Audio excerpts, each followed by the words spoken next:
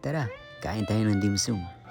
Alam mo agad na legit at masarap yung dim sum kapag meron silang ganitong kitchen kung saan pwede nating mapanood yung mga kitchen stuff na ginagawa or binabalot yung mga dim sum nila. Katulad nitong Xiaolong Bao, tulong-tulong sila sa pagbabalot from paggawa ng wrapper, pagtimbang ng mga meat at pagbabalot or pagdesign ng mga dim sum wrapper. Di bali dito nga pala yun sa bagong branch ng Walk It Out sa Cubao. So ito yung in-order namin na dim sum sampler at meron ding yang chow, Taiwanese chicken nuggets, and meron ding wonton noodles. Matagal na namin gustong itry ni Kevin to. So ito, kasama ko siyang kumain dito. At isa nga sa mga lagi namin order sa Chinese restaurant ay yung wonton noodle soup.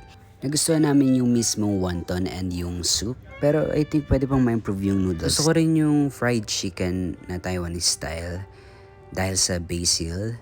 Pero for this one, I think medyo nakukulangan ako sa spices. Pero I can say na masarap pa rin naman to. Para naman sa dumpling, ang una kong tinry this time ay yung hakaw nila. Gusto ko naman yung itsura ng pagkakabalot. Medyo naliliitan lang ako. And nung tinikman ko na, medyo nakulangan lang din ako sa flavor niya. So ito yung unang try ko ng chicken na to. Yung siomai nila, to be honest, sakto lang. Yung favorite kong dim sum nila ay yung Xiaolong Bao, pan-fried pork dumpling, and yung chocolate Xiaolong Bao nila. Para sa Xiaolong Bao, I can say na decent naman siya para sa price na to. And yung pinaka nagpasarap is yung sauce nila. Sad lang na nabutas yung Xiaolong Bao nila, so hindi ko na natikman yung soup sa loob. For the rice, parang walang lasa.